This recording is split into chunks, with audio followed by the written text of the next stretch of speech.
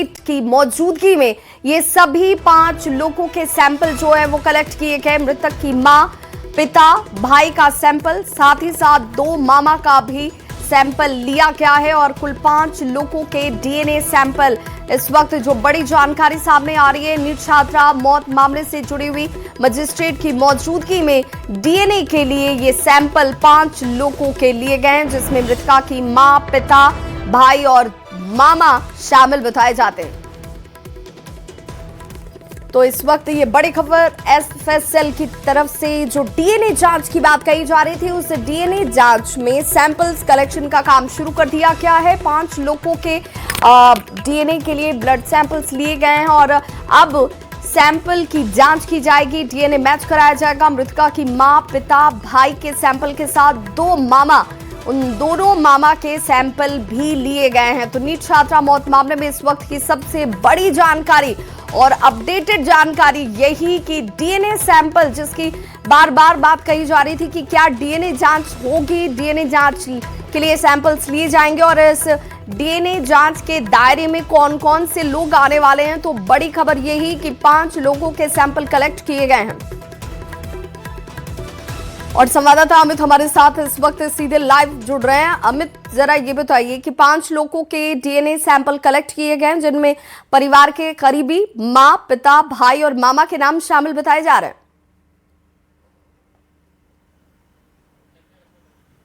बिल्कुल, देखिए कल देर रात जो है वो एसआईटी के साथ एफएसएल की टीम मजिस्ट्रेट की मौजूदगी में जो मृतक हैं उनके घर पहुंची थी और वहां पर पहुंचने के बाद यह टीम जो है वो डीएनए सैंपल जो है वो मां, पिता, भाई और 2 मामा जो हैं उनके डीएनए सैंपल लिए हैं। इससे पहले जो बातें खबर आ रही थी सूत्रों के हिसाब से, उसके मुताबिक पटना में जो 3 लोग हिरासत में लिए गए थे उनके ब्लड सैंपल लिए गए, जिनमें 2 करीबी बताए जा रहे थे मृतक के और एक जो है पटना का निवासी बताया जा रहा था। तो इस हिसाब से देखा जाए तो 8 लोगों के डीएनए जो है वो जांच के लिए सैंपल जो है एफएसएल ने हासिल कर लिए हैं।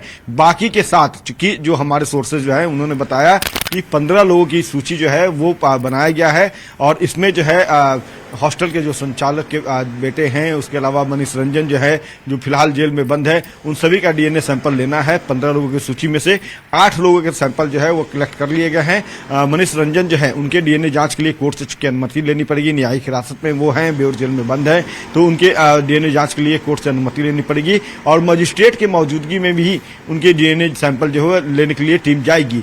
वो कब जाएगी, जब उस खबर को हमारे तक आएगी तो वो दर्शकों को वो भी हम बताएंगे। लेकिन फिलहाल कल रात जो है देर रात मजिस्ट्रेट की मौजूदगी में ये कार्रवाई जो है एफएसएल के द्वारा की गई है। एसआईटी की टीम भी साथ में गई थी, मृतक के जो घर है वहां पे गए और वहां पे जो माता, पिता, भाई और 2 मामा बताए जाते हैं, इन सभी का डीएनए सैंपल जो है वो लिए गए हैं। दोनों मामा जो हैं उनको बुलाया गया था मृतक के घर पे ही। ये कहा गया पहले कि हमारे गाँव आ जाइए, यहाँ आकर के आप हमारा सैंपल ले लीजिए, जिस पर मजिस्ट्रेट ने कहा कि नहीं, आपको यहीं आना होगा और फिर वहां जाकर के सभी 5 का जो ब्लड सैंपल जो है डीएनए जांच के लिए वो ले लिए गए हैं।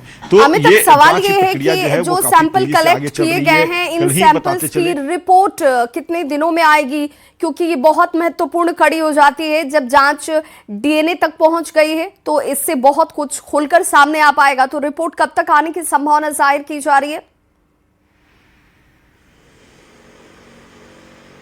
देखिए, रिपोर्ट जो है वो कम से कम जैसा कि सीआईडी के जो एडीजी हैं पारसनाथ, उनसे जब इस संदर्भ में हमने बात करी थी, जिस दिन वो प्रेस कॉन्फ्रेंस कर रहे थे, तो उन्होंने साफ तौर पे कहे थे कि 8 से 10 दिन डीएनए सैंपल जो है वो कम से कम बहुत तेजी से भी जांच की जाती है, क्योंकि इसकी एक प्रक्रिया है, उससे पहले वो जांच नहीं हो सकती। एक टाइमलाइन निर्धारित होता है जांच की प्रक्रिया में, उसके आधार पर ही जांच होती है और उतना टाइम जो टिकल है वो होता है, समय उतनी लगाई जाती है और लगाने के बाद ही सही रिपोर्ट सामने आती है। तो ये मामला चूंकि पहले से सेंसिटिव रहा है, पटना पुलिस की इस मामले में किरकिरी हो चुकी है, एसआईटी की जो है कार्रवाई पे भी सवाल उठ चुके हैं, तो ऐसे में एफएसएल नहीं चाहता कि कोई हड़बड़ाहट में जांच की जाए और इस वजह से जो जांच प्रक्रिया अवधि जो है वो पूरी अवधि के दौरान ही जांच की जाएगी। तो कम से कम 8 से 10 दिन जो है वो वक्त लगेंगे। लेकिन सबसे महत्वपूर्ण बात है कि कल गृह मंत्री जो है सम्राट चौधरी वो इस पूरे मामले की जांच जो है अब तक की जांच जो रिपोर्ट थी उसको जानने के लिए डीजीपी से लेकर के ADG CID, Patna IG, SSP, ASP, SIT की जो चीफ है, डीएसपी सचिवालय 1, उनके साथ साथ 3 जो इंस्पेक्टर रैंक के अधिकारी थे, सबको उन्होंने बुलाया था और पूरे तौर पे जो जांच चल रही है, किस दिशा में जांच चल रही है, कहाँ गड़बड़ियां हुई, क्यों गड़बड़ियां हुई, सभी बाबत जो है उन्होंने जानकारी हासिल की और साफ तौर पे निर्देशित किया कि जांच प्रक्रिया जो है वो निष्पक्ष हो और तेजी के साथ जो है वो जांच आगे बढ़े। जो अपराधी है जिसने इस घिनौने कृत्य को किया है वो जल्द से जल्द सलाखों के पीछे पहुंचे, ये टास्क भी दिया गृह मंत्री जो सम्राट चौधरी हैं और उसके बाद ही ये कार्रवाई जो है वो और तेज जी से आगे बढ़ी है। आज भी जब पुलिस मुख्यालय में ध्वजारोहण करने के लिए, झंडा फहराने के लिए, तिरंगा फहराने के लिए गृह मंत्री आए थे सम्राट चौधरी, तो उन्होंने अपने अभिभाषण में साफ तौर पे कहा कि अपराधी जो है अपराध करके खुले आसमान के नीचे घूम नहीं सकता, इस पर कार्रवाई करनी होगी और पुलिस डिपार्टमेंट, पुलिस महकमे की यह जिम्मेवारी है कि अपराधियों को सलाखों के पीछे पहुंचाए, समय रहते सलाखों के पीछे पहुंचाए ताकि वो दूसरी कोई बड़ी घटना को अंजाम ना दे सके। तो कहीं न कहीं साफ संदेश जो है वो गृह मंत्री सम्राट चौधरी का है कि अपराधी जो है उन पर कड़ी कार्रवाई की जाए, कानूनी शिकंजा जो है वो कसा जाए। कोई भी अपराधी जो है वो चाहे वो कितना भी बड़ा रसूखदार ही क्यों ना हो, वो बच नहीं सकता, ये साफ शब्दों में उन्होंने कहा। और मौके पे जो है डीजीपी से लेकर के गृह जो है सचिव वो भी मौजूद थे, तमाम आला पुलिस अधिकारी मौजूद थे। तो संदेश साफ है कि अपराधियों को मांद में से भी खींच करके सलाखों के पीछे पहुंचाना है और इसी दिशा में ये सबसे बड़ा जो है वो घटना है बिहार का, जिसको लेकर के सभी की नजरें टिकी है। सरकार भी जो है पूरे मामले को लेकर के संवेदनशील है, इसी कारण से ये जांच की प्रक्रिया जो है वो काफी तेजी से आगे चल रही है। जी बिल्कुल अमित, जैसा आपने कहा कि 8 लोगों के डीएनए सैंपल तो अभी तक लिए जा चुके हैं और इस दायरे में तकरीबन 15 और लोग हैं जिनकी सूची तैयार की गई है। इन सभी के डीएनए सैंपल्स भी लिए जाएंगे अगर उसकी आवश्यकता महसूस की गई तो। क्या इस दायरे में मकान मालिक भी है, संचालिका भी है, संचालक भी हैं और ये 15 लोगों की लिस्ट में कौन कौन लोगों को शामिल किया गया है?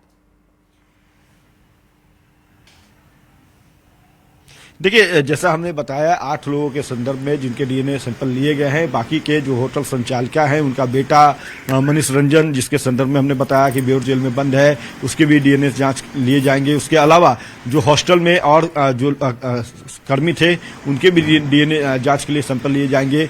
जरूरत पड़ने पर जहानाबाद के आसपास के जो लोग हैं, मृतक के घर के आसपास के लोग हैं, उनके भी डीएनए सैंपल जो है वो जांच के लिए लिए जा सकते हैं।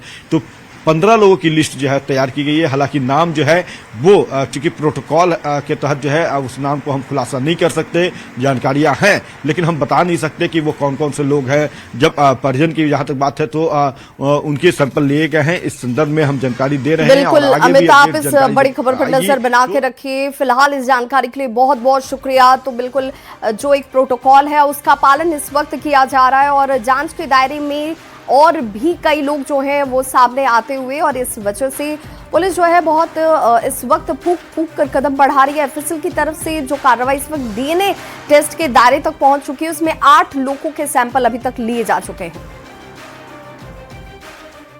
और नीट छात्रा संदिग्ध मौत मामले में मृतक के पिता ने लिखित पत्र अब दिया है डीजीपी को। ये लिखित पत्र मृतका के पिता की तरफ से दिए गए हैं। मृतक के पिता ने 8 बिंदुओं पर जांच करवाने की गुहार लगाई। उनकी तरफ से जो पत्र में लिखा गया है उसमें मृतका के पिता ने डीजीपी से 8 बिंदुओं पर जांच की मांग की है। 5 से 6 जनवरी तक के सीसीटीवी फुटेज की एफएसएल जांच करे। अब एक एक करके जरा जानिए कि आखिर ये 8 बिंदु क्या क्या है। तो 5 से 6 जनवरी जिस दरमियान ये पूरी घटना हुई उस दौरान सीसीटीवी फुटेज की जांच एफएसएल करे। छात्रावास और मेस पंजी के आधार पर उपस्थित छात्राओं का विवरण भी इसमें जोड़ा जाए जांच के दायरे में। छात्राओं के बयान, उनके मोबाइल की सीडीआर की जांच हो। मकान मालिक मनीष रंजन ने पिछले दरवाजे के सीसीटीवी फुटेज की भी एफएसएल जांच की मांग रखी गई है। आसपास के गली और सड़क के भी सीसीटीवी फुटेज खंगाले जाएं। मनीष रंजन और उनके बेटे के मोबाइल का सीडीआर भी जांचा जाए और छात्रावास संचालिका नीलम अग्रवाल जो हैं उनके मोबाइल की सीडीआर की जांच भी होनी चाहिए। डॉक्टर जया के मोबाइल का सीडीआर जांच किया जाना चाहिए। पति और बेटे के मोबाइल की सीडीआर जांच होनी चाहिए। एसएचओ रोशनी कुमारी की भूमिका की जांच होनी चाहिए। डॉक्टर सहजानंद प्रसाद सिंह के मोबाइल के सीडीआर की जांच होनी चाहिए। नर्सिंग स्टाफ ने जो बयान दिया था उस बयान को दर्ज किया जाए। नर्सिंग स्टाफ का बयान भी बहुत महत्वपूर्ण हो जाता है। प्रभात मेमोरियल ने कपड़ा क्यों नहीं दिया, ये भी सवाल परिजनों की तरफ से बार बार उठाए गए। इलाज ड्रग एब्यूज के लिए नहीं, ये तमाम चीजें जो है उसको भी ध्यान में रखा जाए। नींद की दवा से मौत साबित क्यों नहीं हो पाई, ये भी सवाल है। और इस वजह से इस वक्त ये पत्र बहुत महत्वपूर्ण जो मृतका के पिता की तरफ से डीजीपी को लिखे गए हैं।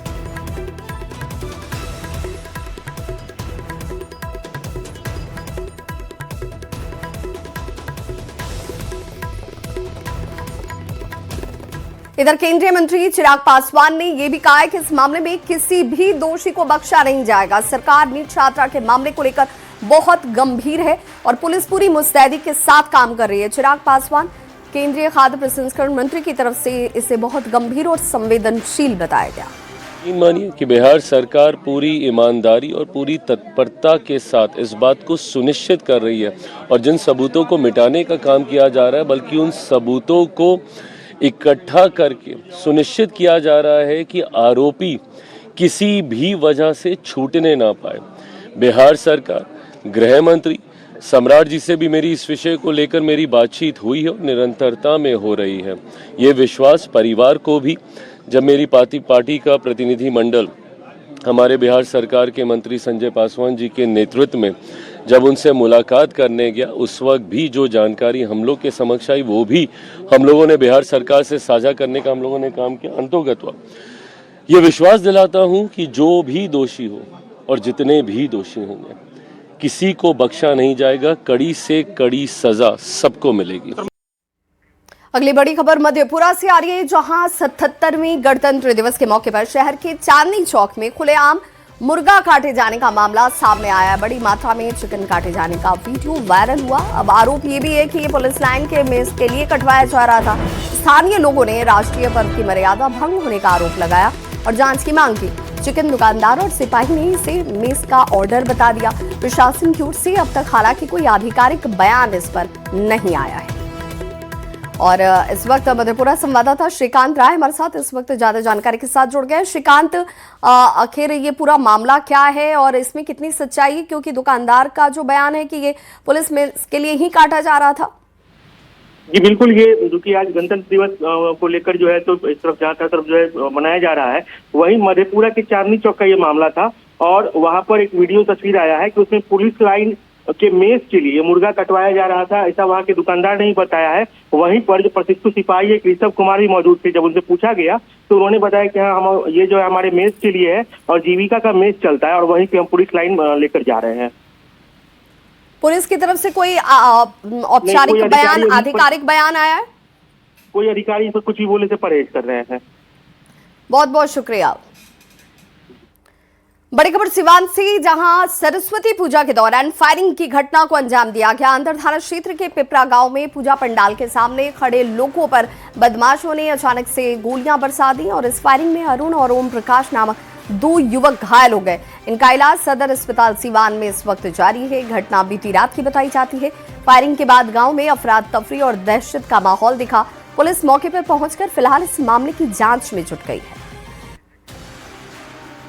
अगली बड़ी खबर पटना से, जहां पर पुलिस ने बड़े फर्जीवाड़े का खुलासा किया है। फर्जी दस्तावेज तैयार कर लोगों से ठगी की जा रही थी। बेऊर थाना पुलिस ने कार्रवाई करते हुए गिरोह के 5 सदस्यों को गिरफ्तार कर लिया है। इनमें 2 नाबालिग भी शामिल हैं और पुलिस के मुताबिक ये गिरोह लंबे समय से फर्जी आधार कार्ड, जन्म प्रमाण पत्र, एफिडेविट और शपथ पत्र तैयार कर लोगों से अवैध वसूली का काम कर रहा था।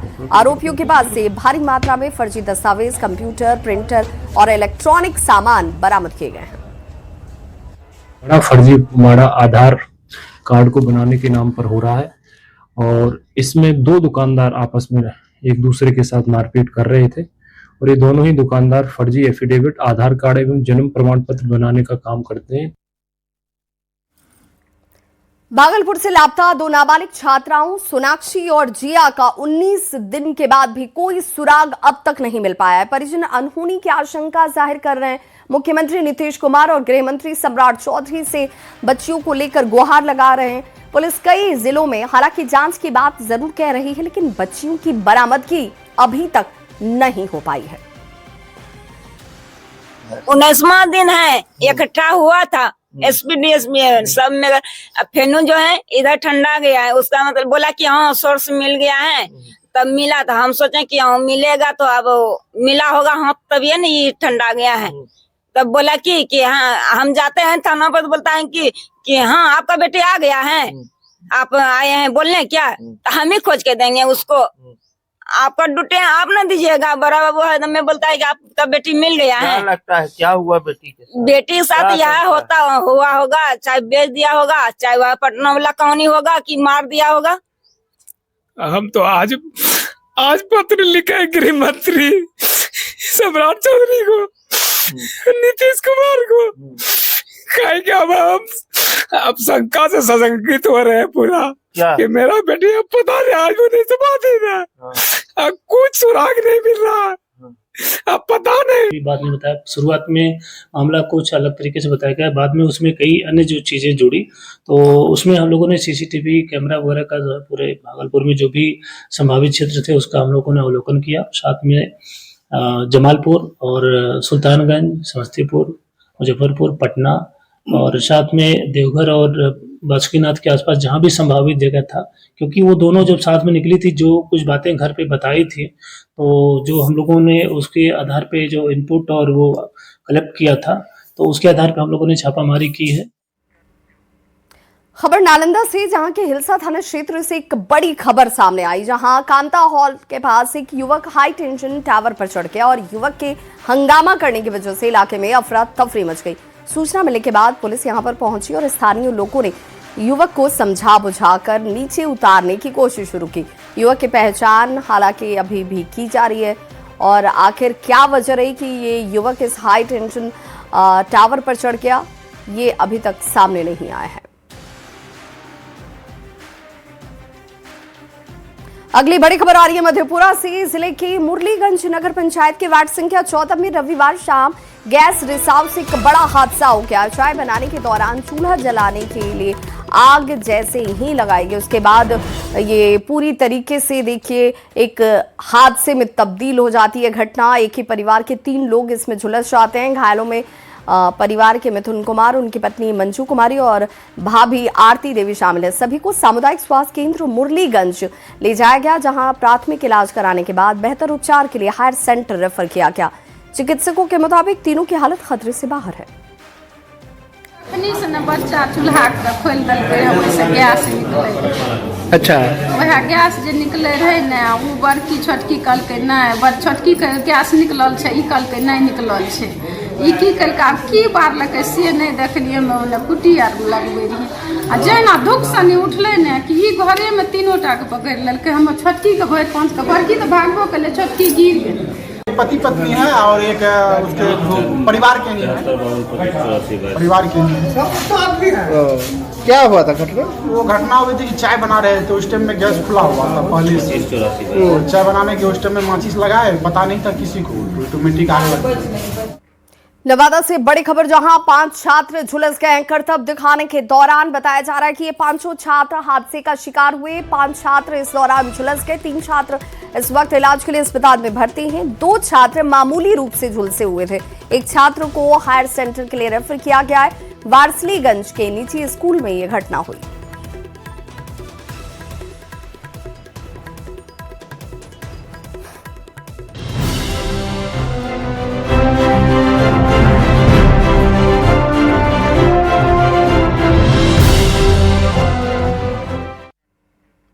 और देश आज 77वां गणतंत्र दिवस मना रहा है और मुख्य समारोह दिल्ली में कर्तव्य पथ पर आयोजित किया गया, जिसमें राष्ट्रपति द्रौपदी मुर्मू ने राष्ट्रीय ध्वज फहराया और इस दौरान तिरंगे को 21 तोपों की सलामी दी गई। इस बार के गणतंत्र दिवस समारोह के मुख्य अतिथि यूरोपीय परिषद के अध्यक्ष एंटोनियो कोस्टा और यूरोपीय आयोग के अध्यक्ष उर्सुला वॉन डेर लेन और झंडा फहराने के बाद सेना का परेड और कई राज्यों के साथ मंत्रालयों की झांकी आकर्षण का केंद्र बनी, जिसमें सेना के अदम्य साहस, देश की संस्कृति और बढ़ते भारत की एक से बढ़कर एक खूबसूरत तस्वीर नजर आई। राजनाथ सिंह के साथ तो 2 तस्वीरों के जरिए बिल्कुल देश के सेना के शौर्य को, परंपरा को, संस्कृति को, साहस को आप एक साथ देख सकते हैं। और यहाँ पर ये कर्तव्य पथ की जो तस्वीर आपके सामने है, यहाँ पर झंडोत्तोलन के साथ 21 तोपों की सलामी तिरंगे 17 राज्यों की खूबसूरत झांकियां और इसके साथ 30 झांकियां जो हैं वो मंत्रालयों के साथ मिलकर इस कर्तव्य पथ पर आगे बढ़ती हुई और अपने देश की विविधता में एकता की खूबसूरत तस्वीर को पेश करती हुई नजर आई।